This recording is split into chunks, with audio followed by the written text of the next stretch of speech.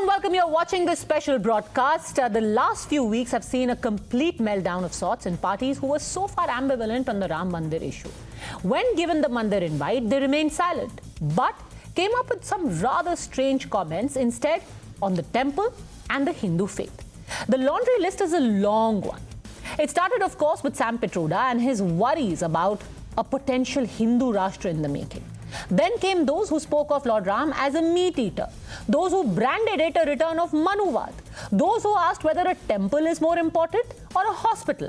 So far, you would have thought that this is immature or unthinking commentary from people who don't quite understand the emotive connect that the Ram temple issue has with the common man and the resultant damage that they are doing to their own vote base by riling up Hindus as a whole. But now joining that pantheon is Sharad Pawar, who by no stretch of the imagination can be called a political greenhorn. He spoke up and said that while the Maharashtra Vikas Aghadi believes in Shahu, Phule and Ambedkar ideology, those in power believe in cow, Gomutra and Golwalkar. He also said that they want to spread fascism in the country on the basis of Hindutva. Listen. की शाहू फुले आंबेडकर यांचा विचार आम्ही मानणारे लोक पण ज्यांच्या हातात सत्ता आहे त्यांच्या हातात भाऊ शाहू फुले आणि आंबेडकर ही भूमिका त्यांच्या मनात दिसत नाही पण दिसतंय काय गाय गोमूत्र गोलवलकर या आदेशाचे प्रमुख या लोकांची विचारधारा आणि यांच्यावरचे कार्यक्रम यालाच महत्त्व द्यायची भूमिका आज त्या ठिकाणी आणलेली आहे आणि त्याचं कारण हिंदुत्वावर आधारित फॅसिलिटीजवर हे या देशामध्ये आणण्याचा प्रयत्न या सगळ्यांचा आहे आणि त्यासाठी त्यांनी काही कार्यक्रम हातात घेतले. Now that makes you wonder, why would such an experienced politician make such a comment? Is it because the realization that a united Hindu vote is now inevitable in temple season? And the only route available for the opposition is twofold. One, to stay as far away as possible from addressing the temple elephant in the room.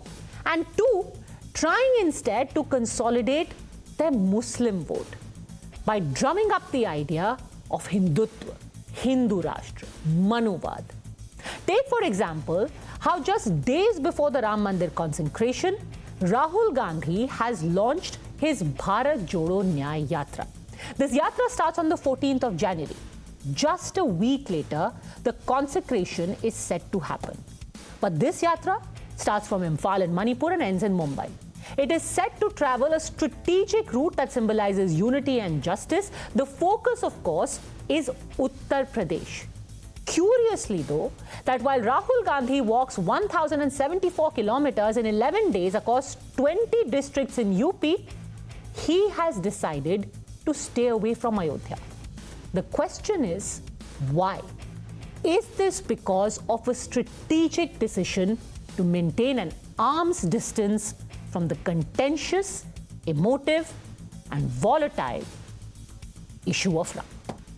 So what really explains the kind of comments that we have seen coming is this: basically the opposition realizing that the Hindu vote is more or less lost to them, and now they are deciding instead to consolidate what has stood behind them all this while, the Muslim vote, while hoping that a touch of casteism is also going to help them. Joining us on the debate, Sanju Verma, national spokesperson of the BJP, Sameer Chaugankar, senior journalist, IP Singh, national spokesperson, Samajwadi Party, Lokesh Jindal, political analyst, Dr. Asha Mirghee, spokesperson of the NCP, Asif Sohail, political analyst, and Ashutosh, political analyst and senior journalist. I want to start, as always, with the non-political voices.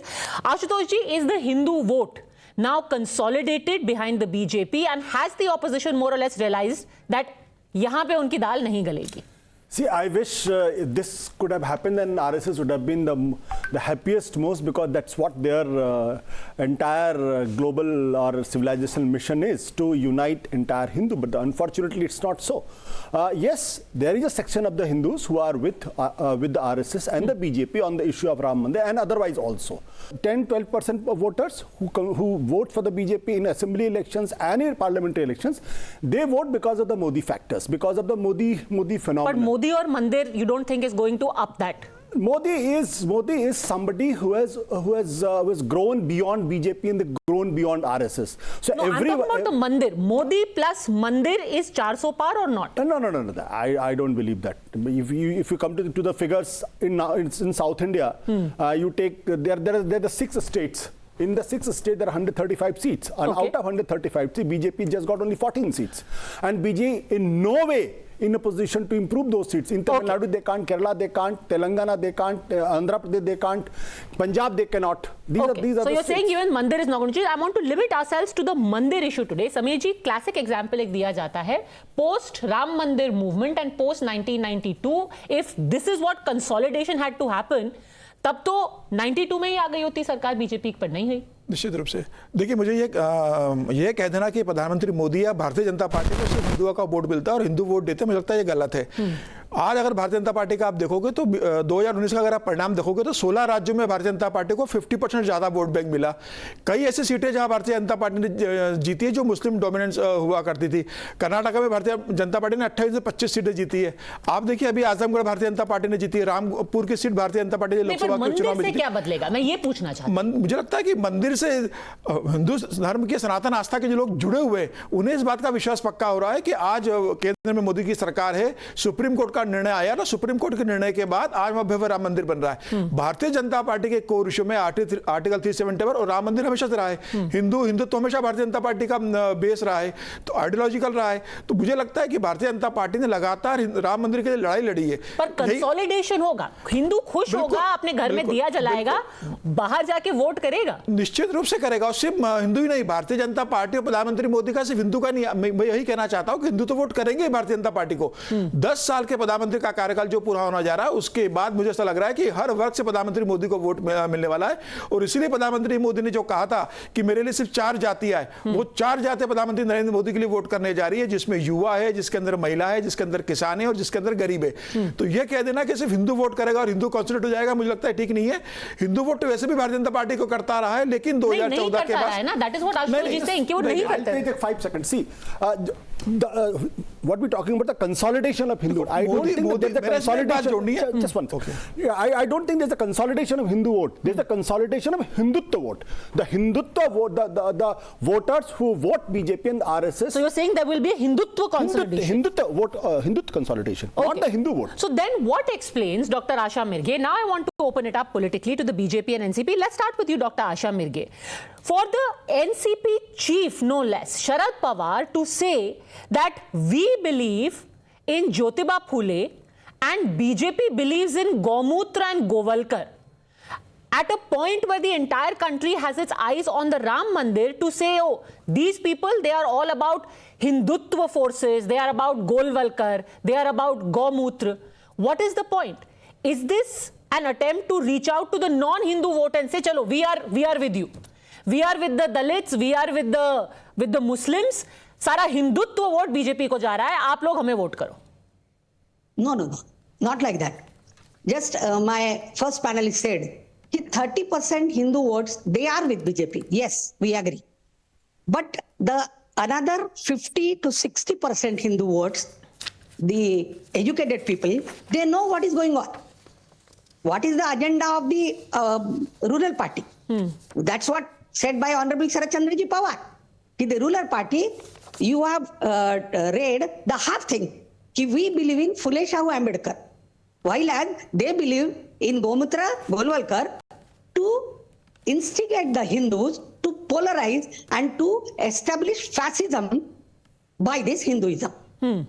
Hindutva say how is Gomutra fascist? How is Gomutra fascist?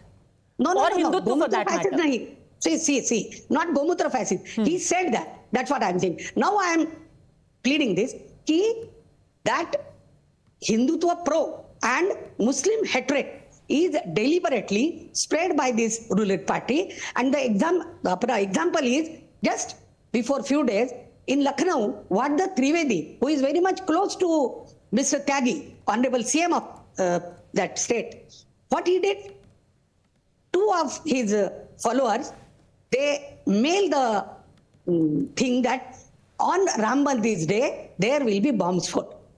And when they were caught on 1st of January, they were, both of them, They did mail by the by the Muslim name.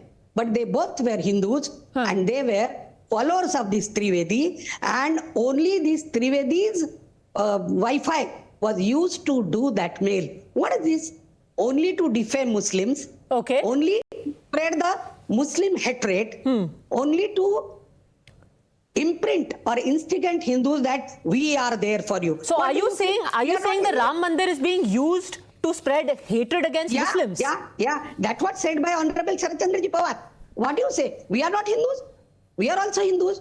We Okay. also do fast. Okay. But the fast of the PM is spread so much. We also do fast. We also go to Ganga and Sharayu and all that. But that is exhibited to instigate the Hindus to polarize. Okay, Hindus are being, and before Sanju Verma responds to that, I just want to tell our viewers, we must look at the political importance of all of these comments being made. So let's take a look at how the Muslim vote has behaved in Maharashtra.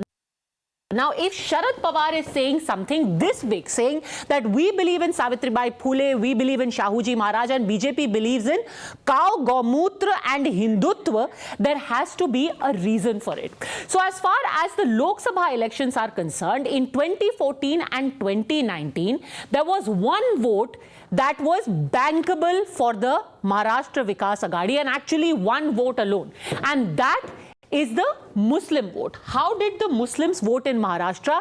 86% of them were with the Congress and NCP, and in 2014 and in 2019 as well, 86% of them stayed with the Congress and NCP. So 56% with the Congress and 30% with the NCP. At a time when there is a hard wrangling for seats going on, this is definitely a vote that Sharad Pawar and the NCP would want to reach out to. 56% Muslims are with the Congress, 30% are with the NCP. The NCP would definitely want that more of it is pulled towards it. Sanju Verma, you are the one using Ram Temple in order to create a mahal of hatred against Muslims, and Sharad Pawar is calling it out. Padmaja, I'll be very honest with you. If the BJP repeatedly gets, for instance, I'll give you an example. Uttar Pradesh has more than 20% Muslim population, about 21% odd, and 25% of India's Muslims stay in Uttar Pradesh. Now tell me honestly, if the BJP's Muslim outreach was not working, how did we manage 73 seats from Uttar Pradesh in Lok Sabha 2014 and then 62 Lok Sabha seats from Uttar Pradesh in 2019? Are you saying BJP got 73 seats in the Bihar Assembly elections in 2020 without making a dent in Katihar, without making a dent in Araria, without making a dent in Kishanganj, and without making a dent in Purnia, which are Muslim-dominated areas?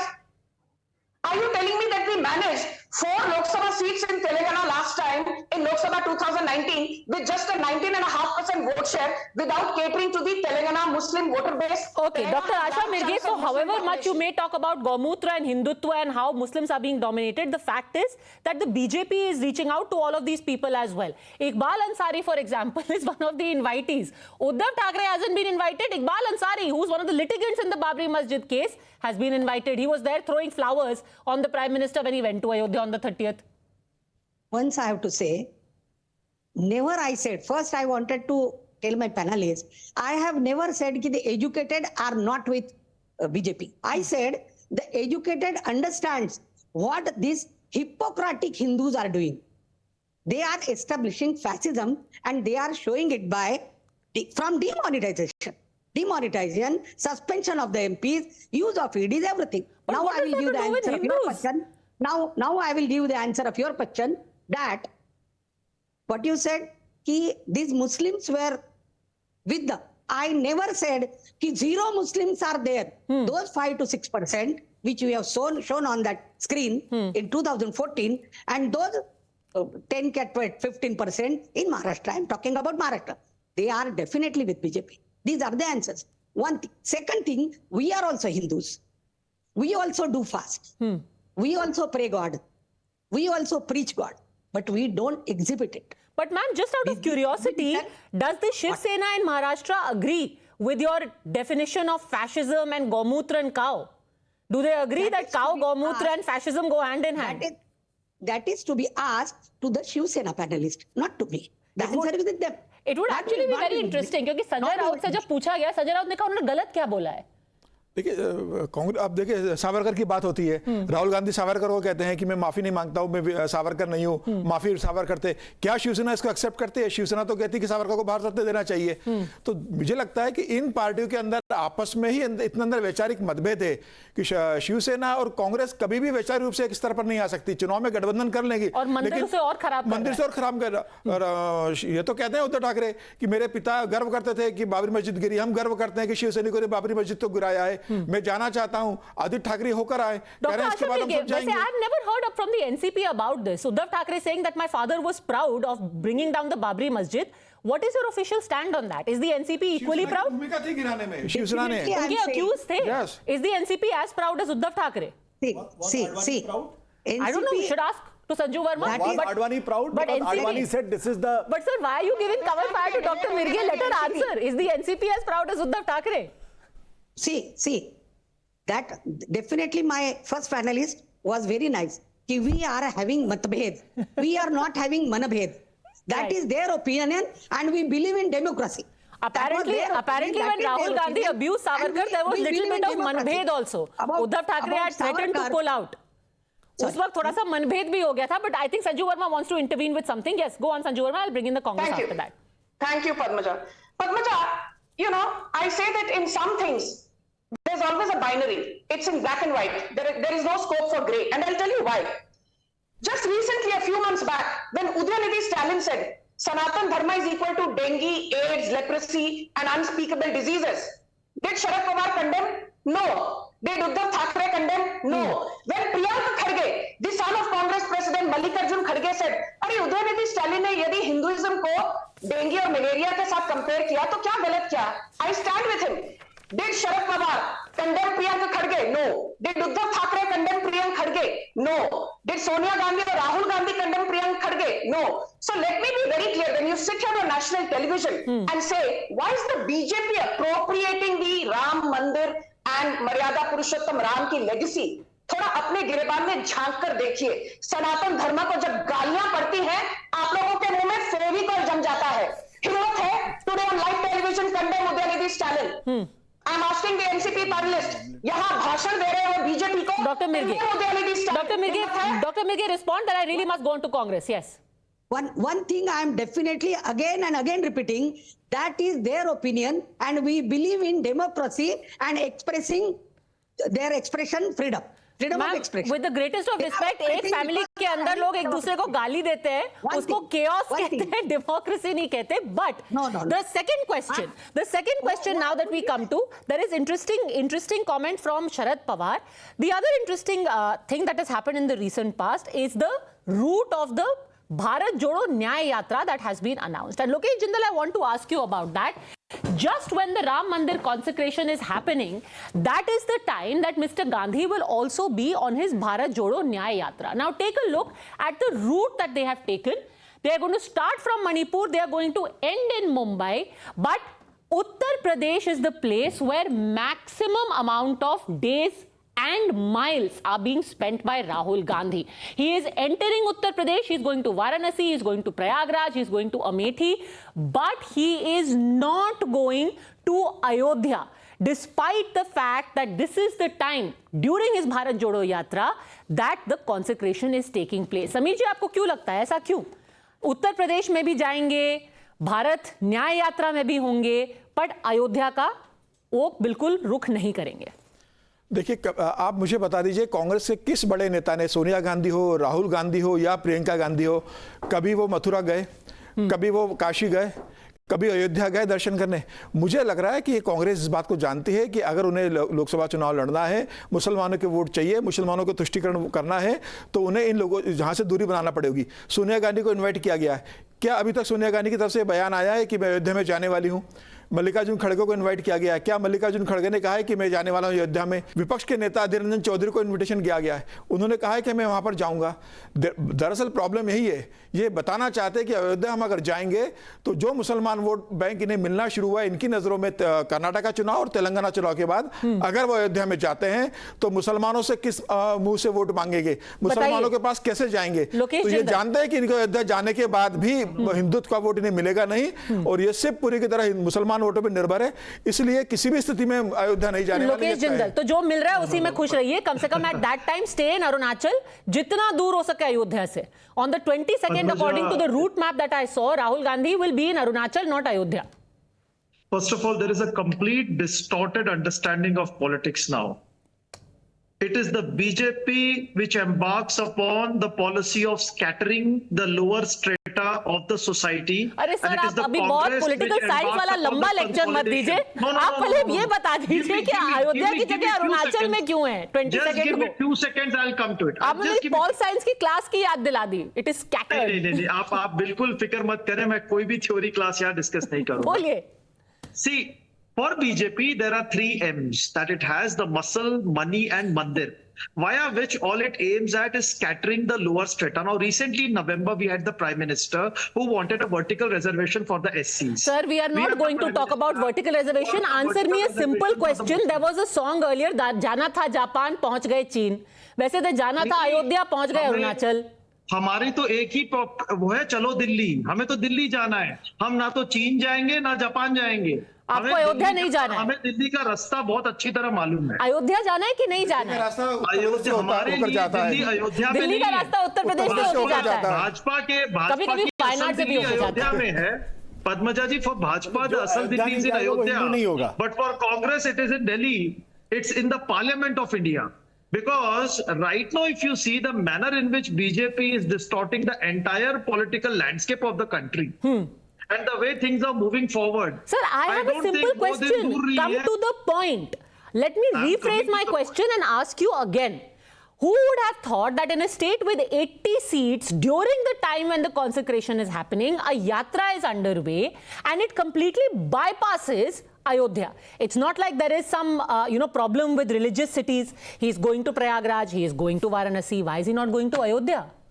Padmaja, there is a Uttar Pradesh Jodo Yatra, which is also a part of Bharat Jodo Yatra, where all the congressmen, they are going to this city. तो उत्तर प्रदेश जोड़ो में तो फिर they can go to Varanasi also. Now, if you will complain कि भाई अयोध्या गए, वाराणसी गए, मथुरा नहीं गए, मथुरा गए, फिर वहां से अब सारे डिस्ट्रिक्ट्स में जाकर यात्रा संभव करना पॉसिबल नहीं है। अच्छा, ठीक है, सारे districts. Okay, very quickly Sanju Verma respond then Ashutosh ji. Yes, no, but एक चीज मुझे समझ में नहीं आती। Don't cut into a time, you will face the wrath of Sanju Verma. मैं एक चीज समझ नहीं आ संजू जी, एक मिनट। अच्छा, 30 सेकंड दे दीजिए, then you respond to both. Sanju, समझ में नहीं आ रहा कि अगर कोई अयोध्या राम मंदिर के टेंपल नहीं गया तो क्या वो हिंदू होना बंद हो जाएगा? नहीं, हिंदू तो सभी हैं। ये जो शर्त लगा रखी है बीजेपी आरएसएस ने, अरे भाई 22 तारीख को नहीं जाएंगे। मैं कह रहा हूं 22 जनवरी को नहीं जाएगा आदमी, 22 फरवरी को जाएगा। मैं अयोध्या का रहने वाला हूं, मैं 22 को नहीं जा रहा हूं, मैं 22 सितंबर को जाऊंगा। सर, अगर आप यात्रा कर रहे होते इन उत्तर प्रदेश, ये जो तर्क दिया जा रहा है कि अगर आप अयोध्या नहीं गए तो आप हिंदू नहीं है, मुझे लगता है कि ये पॉलिटिकल स्टेटमेंट है। और ये पॉलिटिकल स्टेटमेंट है। No, but it is about, it is very strange messaging that you are on a yatra. And Padmaja, अभी राहुल गांधी की इस यात्रा के रूट को आप maybe we all are up for a surprise. Okay. You never know. That's a last तुरुप का पत्ता। Are you saying कि वो अचानक से अयोध्या पहुंच जाएंगे? You never know. Okay, interesting. Sanju Verma, मे भी कुछ सरप्राइज हो जाए। तो बीजेपी माहौल बनाएगी और अचानक पता राहुल गांधी पहुंच गए, फिर क्या होगा? फिर उनको रूट लग चुका होगा, पीएम का अंदर नहीं आने देंगे। यही होगा। मैं कह रहा हूं 22 को नहीं जाएंगे। मैं कह रहा हूं 22 को नहीं जाएंगे। आप 22 फरवरी को तो जा सकते हैं ना? Okay, go on. Thank you. I'm glad that we have people like Ashutosh.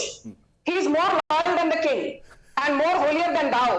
And he does a better job of...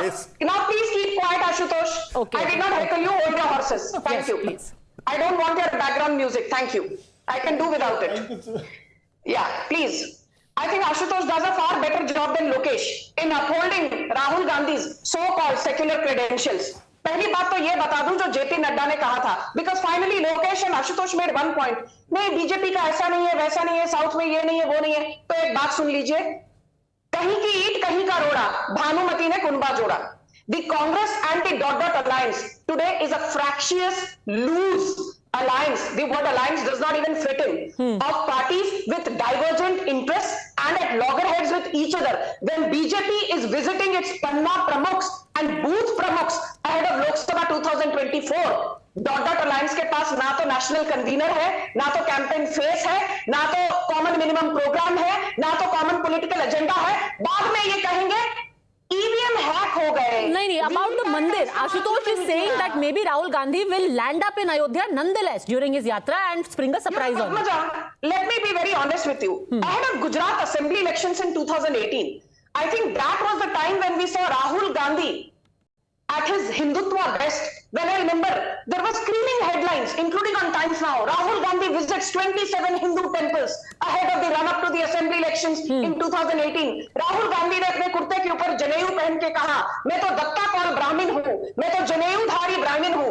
2018 के बाद 2023, 5 सालों में गुजरात का एक भी हिंदू मंदिर नहीं था जहां राहुल गांधी ने जाकर अपना माथा टेका हो. He completely forgot everything to do with Hinduism and Hindutva. And I tell you this, ये जो बार बार पब्लिक का मजाक उड़ाते हैं ना, ये एजुकेटेड वोटर नहीं है, वो गौमूत्र से है, ये पब्लिक है, ये सब जानती है. And the people can see through the hollowness of Rahul Gandhi, and that is precisely the reason we won Madhya Pradesh with a thumping majority, we won Rajasthan with a thumping majority, we won Chhattisgarh. But ये तो थोड़ा unfair है ना. अभी लोग कह रहे थे why isn't Rahul Gandhi and Sonia Gandhi going? I have an objection. Sanju Verma wants to define Hindu, that somebody who is going to temple is only Hindu. That shows that she has no understanding of Hinduism per se. There is a Kabir. There is a Kabir.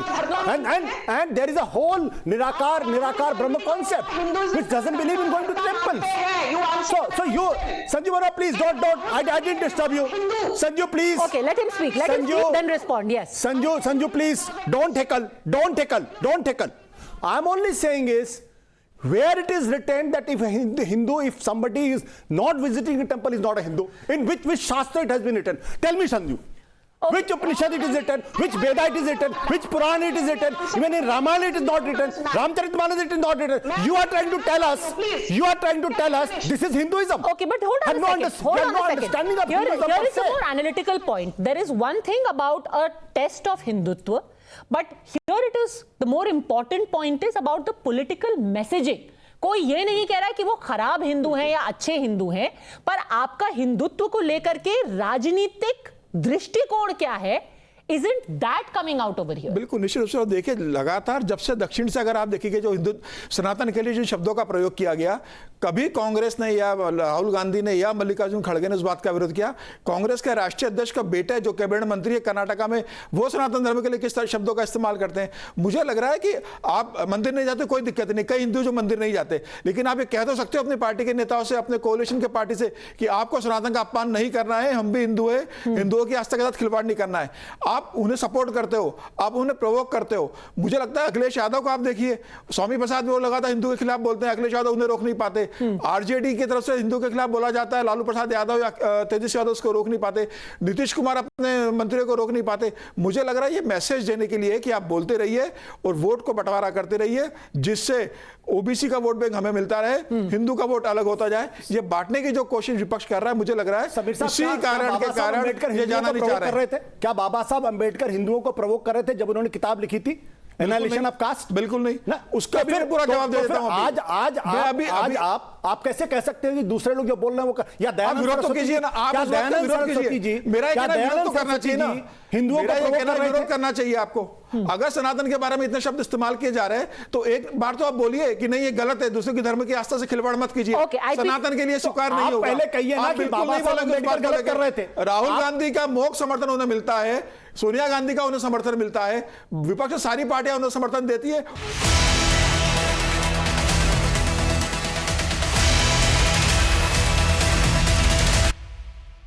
Let me actually quote what was reported in the Indian Express 4-5 days ago. They said the issue had come up for brief mention at the meeting of the CWC last week, where where a senior leader urged the party to sit down and come up with a clear position on the matter. So it's not us saying that, you are caught in a bind or asking the Congress to prove their credentials as the Hindus.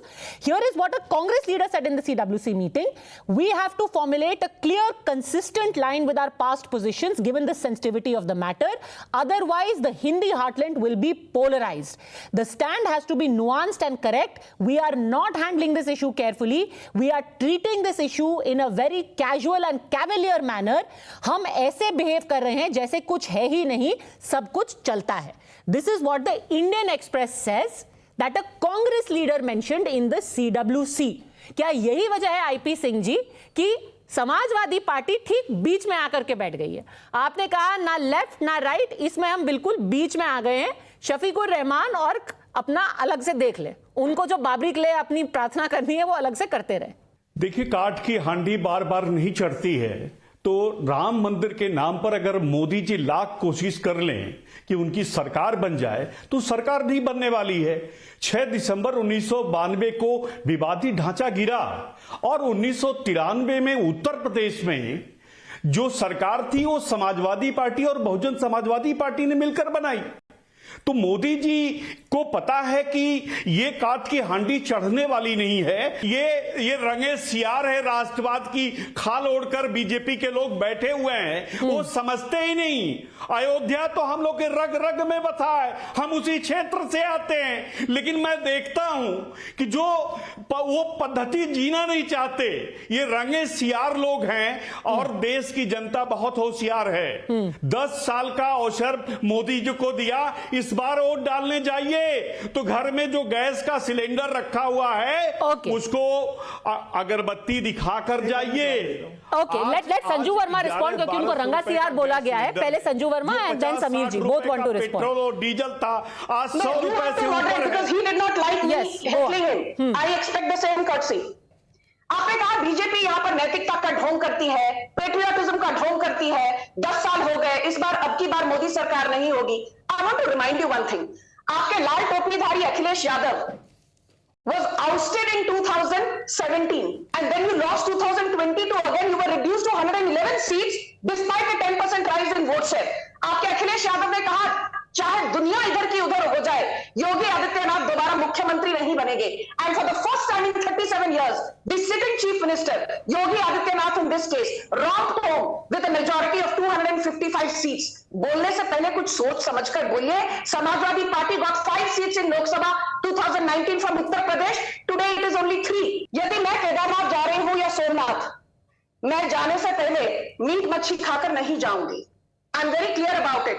And in Maharashtra, the government is saying एक दिन के लिए meet मच्छी, alcohol will be banned on January 22nd. Why is Uddhav Thackeray and Sharad Pawar protesting? Why is Jitendra Awad protesting? Okay, action speech. ये आपका हिंदुत्व हो सकता है. माँ काली को भी पूछते हैं, माँ सरस्वती को. आपका हिंदुत्व हो सकता है. आप अपना हिंदुत्व दूसरे नहीं थोप सकते. अरे भाई, आप डिफाइन कर ले. आप तय करेंगे कि हम ये खाएंगे ये पिएंगे. संजू वर्मा जी, बीजेपी तय नहीं कर सकती कौन क्या खाएगा कौन क्या पिएगा. आप प्लीज लेक्चर मत दीजिए. आप लेक्चर मत दीजिए प्लीज. आप लेक्चर मत दीजिए. आपको कुछ नहीं आता हिंदुइज्म के बारे में. ईमानदारी की बात है, आपको हिंदुइज्म के बारे में कुछ नहीं पता. और आप सिर्फ खाली ब्लैबर करती बात. Okay, IP Singh, you know nothing about Hinduism. All right, one at a time please, and no personal comments. IP Singh, ये छदम राष्ट्रवाद है, ये धोखा है देश के साथ. समीर जी. समाजवादी पार्टी के प्रवक्ता आईपी सिंह जी कह रहे थे कि हमारे रग रग में अयोध्या है. ये वही पार्टी है कि जिसके मुखिया ने कार सेवकों पे गोली चलाई थी और आज ये कह रहे हैं कि हमारे रग रग में अयोध्या है. ये बताता है कि समाजवादी पार्टी को मालूम है कि अब उत्तर प्रदेश के अंदर किस तरह की राजनीति करना पड़ेगी. वृंदावन में रहना है तो राधे राधे कहना होगा. अब ये समाजवादी पार्टी जानती है वृंदावन में रहना है तो राधे राधे कहना होगा. अब राम मंदिर की बात करनी होगी. तो देखिए डिंपल यादव जी का बयान कितना अच्छा था. हम मंदिर जाएंगे, नहीं बुलाएंगे तब भी हम मंदिर जाएंगे. तो अब मंदिर जाना पड़ेगा अखिलेश यादव को, डिंपल यादव को, ये बताने के लिए कि हम भी हिंदू के भक्त हैं. उत्तर प्रदेश की राजनीति वो जानते हैं कि अब वो मुसलमानों के दम पर कर नहीं सकते. एमवास समीकरण सत्ता नहीं दिलवा सकता. Actually it's a very curious position Ashutosh ji. The fact remains, चाहे कोई जो भी कह ले, समाजवादी पार्टी और कांग्रेस में एक बेसिक डिफरेंस ये है दैट समाजवादी पार्टी का जो कोर वोटर है, At the end of the day है तो हिंदू ना, यादव है तो Hindu. If you'll see, the Samajwadi Party has always had a very nuanced position. For example, I was watching जब मोनू मानेसर का पूरा हुआ, समाजवादी पार्टी ने एक शब्द नहीं बोला. क्यों? क्योंकि मोनू मानेसर है तो मनीष यादव. इनसे बड़ा कोई गोपालक नहीं होता यादवों से बड़ा. पद्मजा, इसमें एक जो मथुरा के बारे में कभी नहीं बोलती समाजवादी पार्टी. इसके बारे में बीजेपी और आरएसएस कभी नहीं बात करते, कभी नहीं बात करते. और आई एम वेरी ग्लैड कि कम से कम आरएसएस प्रमुख मोहन भागवत ने यह कहा कि पिछले 2000 सालों से हमने उनके साथ पशुओं के तरीके से व्यवहार किया है. वो कौन है? वो मुसलमान है, वो भी तो हिंदू हैं और वो मेजॉरिटी हिंदू है. No, but why are we focusing on what happened earlier? We should look at it in the light that now he is saying it's time to make it equal. इसलिए and Hindu क्योंकि society is doing BJP it के लोग internally. इसलिए क्योंकि BJP के लोग national television channel पर आकर हमको बताना चाहते हैं हम क्या खाएं क्या पिए. But sir, जिनके साथ कभी एक बार प्रायश्चित किया कि जो बात मोहन भागवत ने कही, कौन लोग थे जिन्होंने 2000 सालों तक पशुओं के समान वो कौन थे? वो कौन कहे? संजू वर्मा इस बात का जवाब देना. कौन थे जिनके बारे में मोहन भागवत इशारा कर रहे थे? वो किस जाति के लोग थे? वो कौन लोग थे? but sir, वही और लोग ये थे. मोहन भागवत कह रहे हैं. Just a second. इसका मतलब ये कि हिंदुइज्म कोई मोनोलिथ कम्युनिटी नहीं है. No, इसमें अलग अलग but जातियों I के would लोग like हैं, to- अलग अलग संप्रदाय के लोग हैं और उनकी अपनी आस्थाएं हैं. No, sir, let me- मैं राम का I think- सेवक हो सकता हूं, मैं विष्णु का भी हो सकता हूं, मैं शिव का भी हो सकता हूं, मैं कृष्ण का भी हो सकता हूं, But आशुतोष मैं गणेश जी- का भी हो सकता हूं. आशुतोष जी, we are आप तय looking- करेंगे कि मैं राम के मंदिर में नहीं जाऊंगा तो मैं हिंदू नहीं हूं. Ashutosh ji, aren't we looking at the issue backwards? You are focusing on what the RSS chief said about the mistreatment, whereas the point he was making is कि हाँ एक वक्त पे हुआ करता था, पर इसी सोसाइटी ने, उन्हीं हिंदुओं ने इंटरनली रिफॉर्म किया. कोर्ट ने नहीं पुश किया, किसी सरकार ने नहीं पुश किया. उन्होंने खुद कहा कि भाई ये प्रथा गलत है, कास्टिज्म गलत है, SC/ST लॉ लाया गया, हिंदू कोड बिल लाया गया, सती को आउटलॉ किया गया. इसीलिए मैं कह रहा हूं कि बीजेपी के लोग Aurobindo was the first reformer. की कोशिश ना करें कि हिंदुइज्म क्या है. But that कम is- से कम मोहन भागवत से सीख लें. But sir, that मैं is कहता the हूं whole- संजू वर्मा मुंबई में है, जाके नागपुर जाए, मोहन भागवत से सीख क्या है. But sir, that is the क्यों whole ये बात point. कह रहे हैं? You have hit the nail on the head. The Hinduism and Hindutva is not a property of the BJP, and in abusing Hinduism as a property of the BJP, the opposition is making a cardinal mistake. They are not just offending BJP supporters; they are offending all Hindus who may even be their own I agree with supporters. you. बिल्कुल. I agree with you. I was the first one. I was the first one to condemn Udaynidhi Stalin's Exactly. statement And- that nobody has a right to criticize, has a right to say bad things about any religion. And be that it is- Hinduism, be it Islam, be it Christianity, be Exactly. Judaism. And now we have come to the root But of she this can't tell entire us. debate. But she can't tell us कि आपको क्या खाना क्या पहनना Sure, है. nobody can, but nobody has the right to also say कि जो मंदिर में जाते हैं वो रंगे सियार हैं. वो कृपया अपने किसी को मुंह ये बंद बोलने का रखा हक करें. नहीं है. Exactly, and that is why people have the right to ask the politicians. IP Singh, and then I will bring in Asif Sohail. Just a second, Sanju Verma. IP Singh wants to respond to you. Yes. हंस हंस कर बात कर रहे थे, प्रधानमंत्री तो बड़े खुश हैं. बोलिए IP सिंह जी, गाली गलौज जब आप करते हैं, you don't just end up offending BJP और BJP voters. They can fight their battles. You end up offending your own supporters. देखिए, पीडीए की बात हम करते हैं, पिछड़े वर्ग की हम बात करते हैं, दलित वंचित शोषित जो मुसलमान है जिसको हक नहीं मिल पा रहा है उसके हक की लड़ाई हम लड़ रहे हैं. जो जनगणना, जातिगत जनगणना की बात हम उठा रहे हैं. आप देखिए, नीतीश कुमार जी की बात छिड़ी थी. उन्होंने कहा कोई सगा नहीं जिसको नीतीश कुमार ने ठगा नहीं, कोई सगा नहीं जिसको मोदी ने ठगा नहीं. अच्छा. उसी नीतीश कुमार It is ने interesting. 5 लाख रोजगार दिए. आप बात कर रहे हैं सोशल जस्टिस की. I want to play out a very interesting interaction that happened when the Prime Minister went to Ayodhya on the 30th. Even before he went to the mandir, you know who he met? He met a lady called Meera Manjhi. Now look at the symbolism. एक तो मीरा, ऊपर से मांझी, ऊपर से लाभार्थी, जो कि 10 करोड़ भी उनको उज्ज्वला मिला था. और उन्होंने क्या बोला उनसे, एक बार I just want you to pay attention to it. Let's listen. मालूम है मैं क्यों आया हूँ आपके घर? है मेरा मालूम है? ऐसा है कि हमने देश में 10 करोड़ घरों में जी ये गैस का सिलेंडर दिया जी और आपका नंबर लग गया 10 करोड़ का. जी तो इसलिए मैंने सोचा जिसको 10 करोड़ मिला है मैं उसके घर जाऊंगा. तो बोले भाई अयोध्या में ही मिला है. जी मैंने कहा चलो भाई मेरा के घर चले आए. हाँ. चलिए अच्छा हुआ आप हाँ. मेरे घर पधार. तो क्या पकाती हो इस पर? अभी तो आज दाल चावल सब्जी पकाए हैं, आपके लिए चाय बनाए हैं। चाय बनाए जी। तो पिलाओ ना फिर। बताइए Asif Sohail, what kind of exclusionary majoritarianism Hindutva party is this that goes to the house of a Dalit who is also a लाभार्थी और उनके दलित के घर में चाय पीते हैं? You realize the messaging of this? Asif Sohail, देखिए मैडम, कोई बड़ा काम नहीं है। वो भारत के प्रधानमंत्री, मैडम वही बोल रहा हूँ ना, वो भारत के प्रधानमंत्री है और दलित के घर गए, मुसलमान के घर को भी आना चाहिए। देखिए वो एक हिंदुओं के एम्बेसडर नहीं है ना राम मंदिर के एम्बेसडर है, वो एक भारत के प्राइम मिनिस्टर। और देखिए इतना बड़ा बवाल क्यों मचा रहे हो? ये एक रिलीजियस इवेंट है ना, बीजेपी और आरएसएस का इवेंट नहीं है।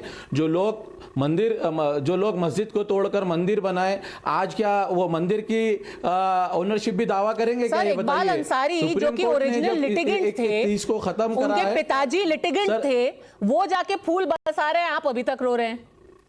तो मैं वही बोल रहा हूँ ना मैडम, देखिए उत्तर प्रदेश की हालत तो आप जानते हैं, लोगों को जान से मारा जा रहा है, उन्हें जीना है वहां पे, इसीलिए तो फूल बरसाएंगे, नहीं तो उनके घर पर बुलडोजर बरस जाएगा कल, उनको तोड़ देंगे, उनको मार देंगे। क्या है बताइए आप? लिंचिंग कर देंगे, यही तो कर रहे हैं। इकबाल अंसारी, आप हैदराबाद में बैठे हैं, Iqbal Ansari is sitting in Uttar Pradesh in Ayodhya and no bulldozer has come to his house. Madam देखिए, you are feeling more afraid than Iqbal Ansari.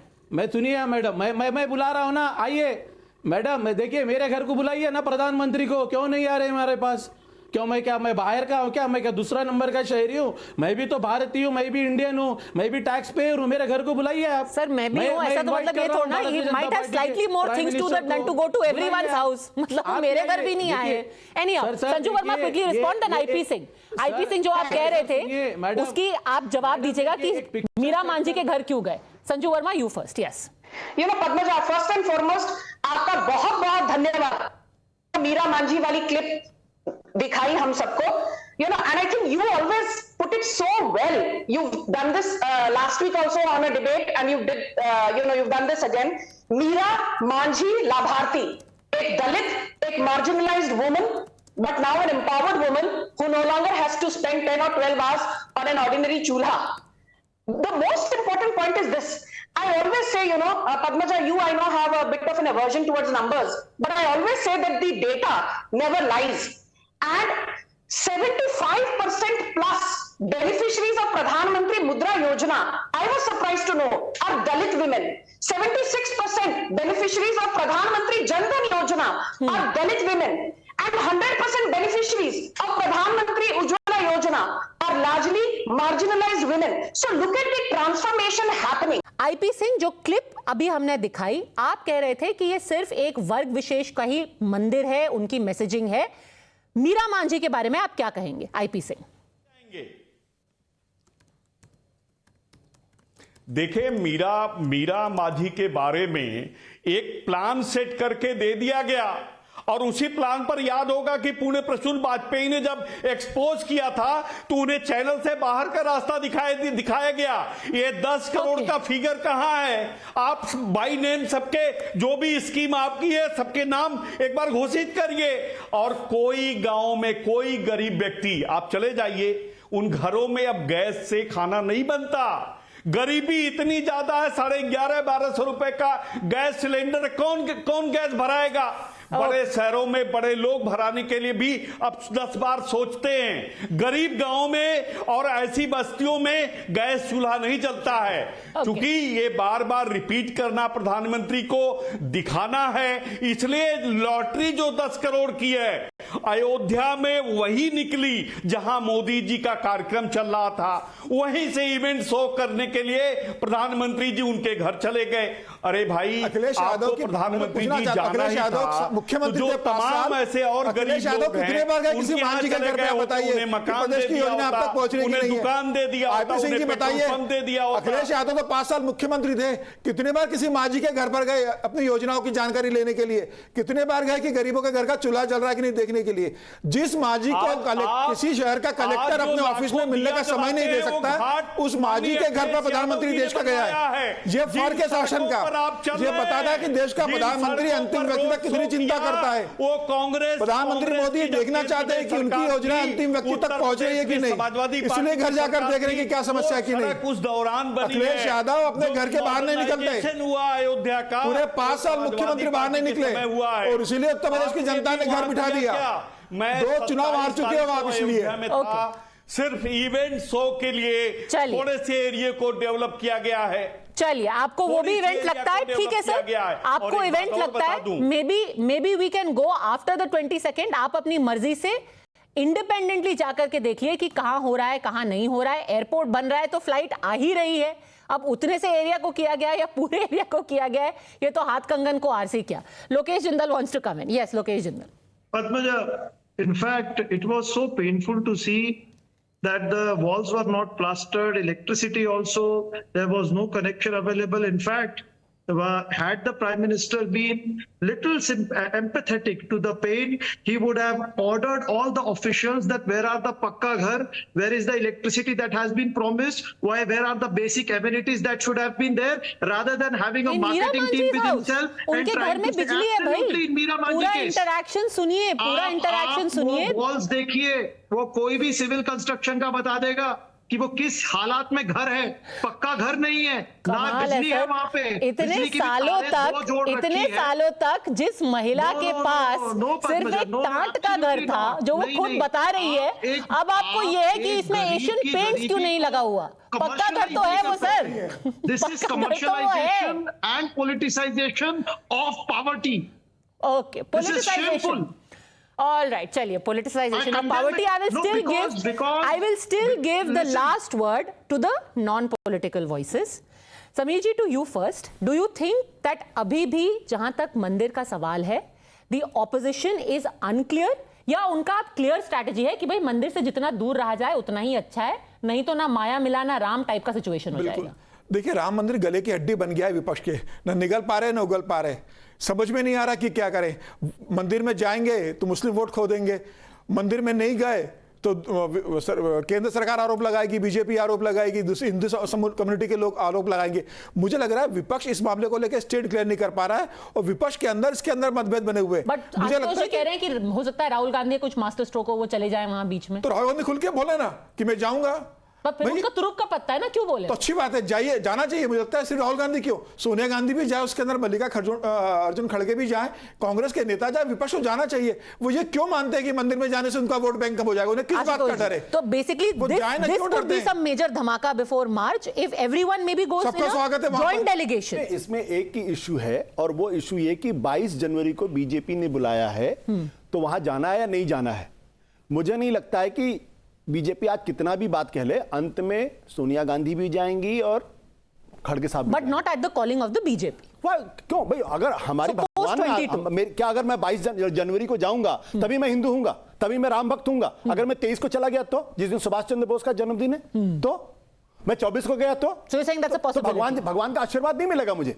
नहीं, आशीर्वाद तो आपको बिना जाए भी मिलेगा। यही तो मैं कह रहा हूं ना। बेसिक बात क्या है, मुझे लगता है कि अभी भी विपक्ष के अंदर कहीं ना कहीं इस बात को लेकर दुविधा है। मैं समीर जी की इस राय से सहमत हूं।